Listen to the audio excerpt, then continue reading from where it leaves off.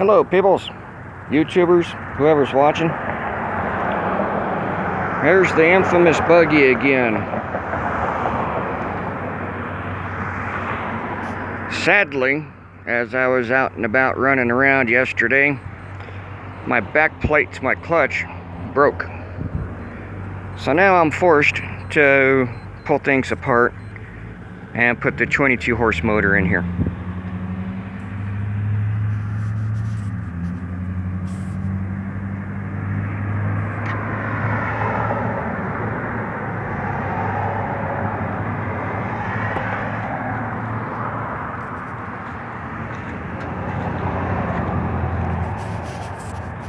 Yes, I have had a change in plans. The motorcycle engine will not go in this Buggy. It'll go onto a bigger build.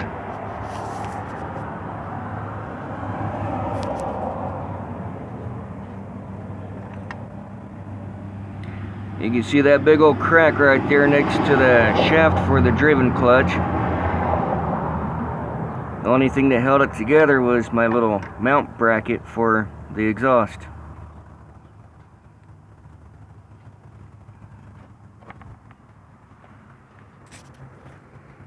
Which is alright. I can order another back plate.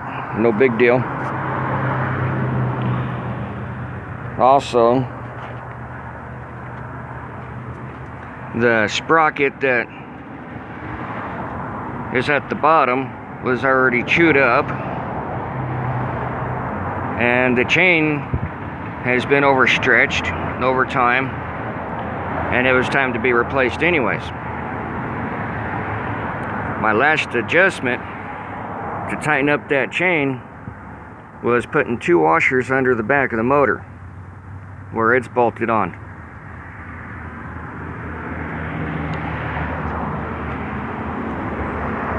So I'll get started on some disassembly here, and you'll have to excuse the camera wiggle as the mount that I have for my phone is flexible. So the slightest breeze might make it shake.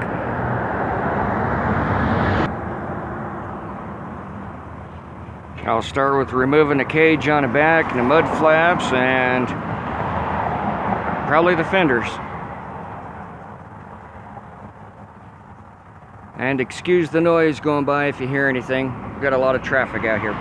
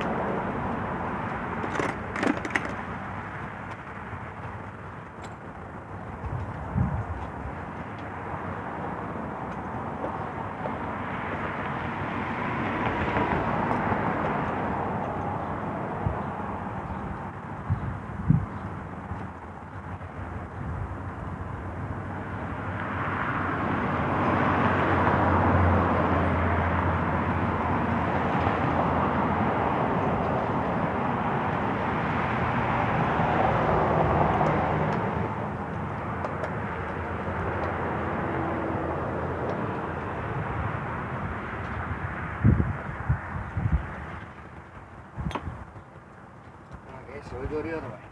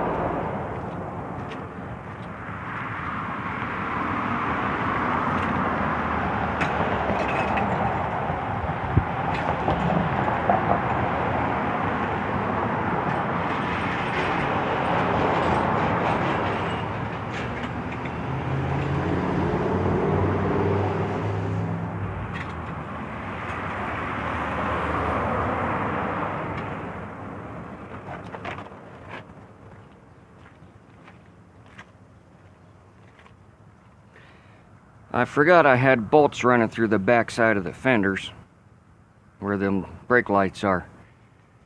So that's why I took them off the way I did. The axle is coming out, so we'll have to go up on jack stands for this.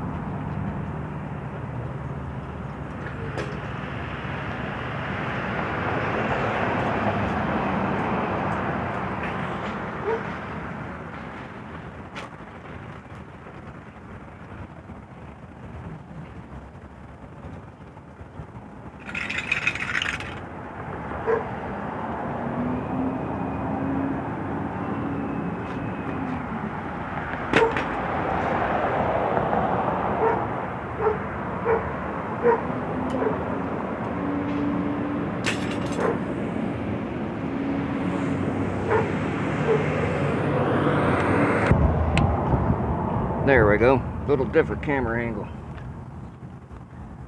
I'll have to remove the chains off there first and then remove the axle.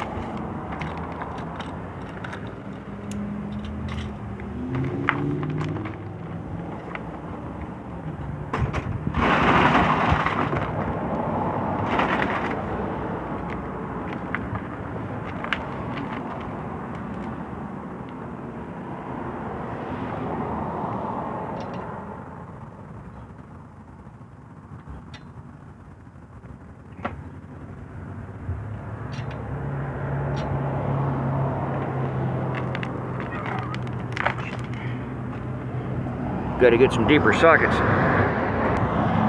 Alright, let's try this again.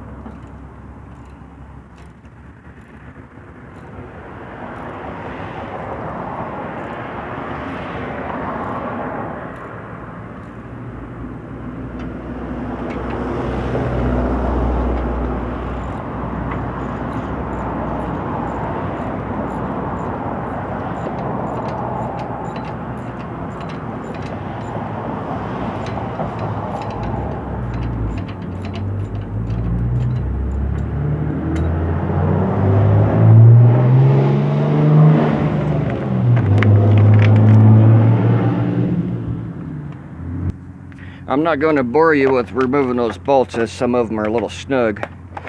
But I will show you the condition of the sprocket I was talking about.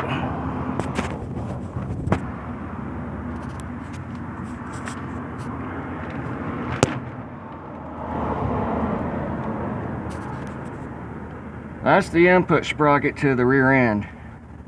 It's fine. It could still be used.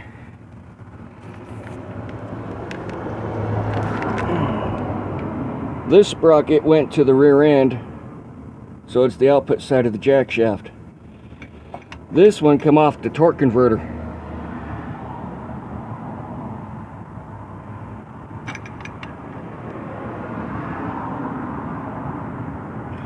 So you can see how bad that one's chewed up.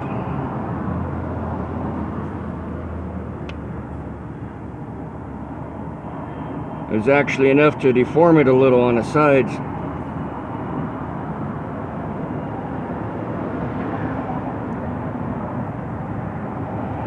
It didn't matter how many times I lubed that chain, it'd still end up rusted like it is. So let me pause this, get these bolts removed, and I'll get back with you. Okay, just a little tidbit of info I forgot that sprung on me while getting the bolts out. Club car only uses 1 U-bolt per side, and it sits on the plate that way. I will leave the leaf springs on here. I have to remove the tires to get the axle out of here. And this whole rear plate that the engine is sitting on has 1 more pivot up in the front. So when I rebuild all this, the axle that's going in is a straight axle. It'll sit here and pivot with the motor and transmission while the frame does what it's going to do because of the leaf springs. That way I don't get any warps in the chains and I don't break any chains unless it's too much power. I have to do some redesign on the plates that'll mount on here to hold the axle, as well as the pillow blocks to assist with that.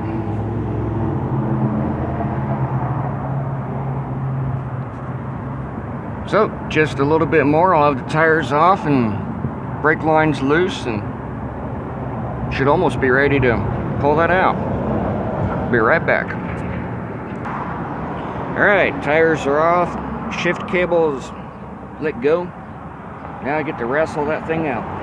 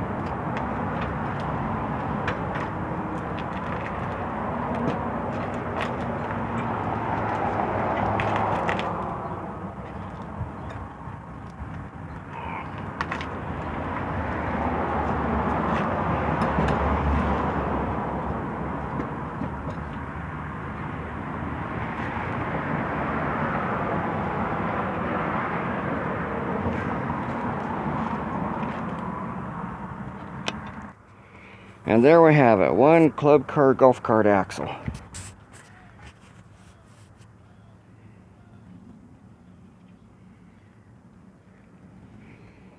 Here's that 1-inch spacer that stopped the tires from hitting the frame.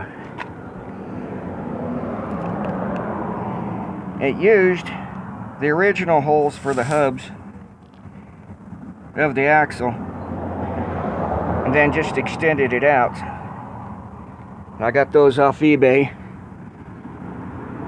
for a few dollars. I would guess around $45 for both of them with free ship. I don't quite remember.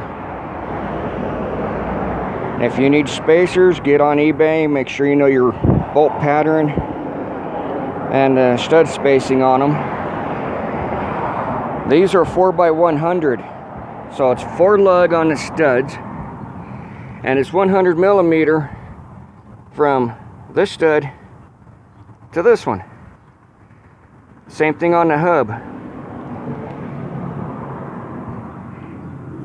If you want to change from 4 lug to 5, you can, but you need to know the same distance on your 5 lug. I have a very hard time finding anything to go from larger to smaller on a stud spacing. Those might have to be custom done if you need to do that for your project. Now back to the rest of this. Get a better look at things inside here with that axle out of the way. Surprised my output sprocket on the jack shaft lasted as long as it did. It don't look bad at all.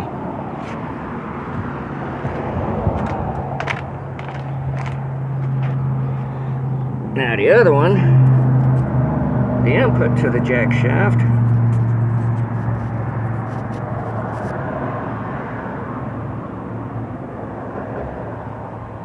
and that big old crack in the plate for the torque converter clutch.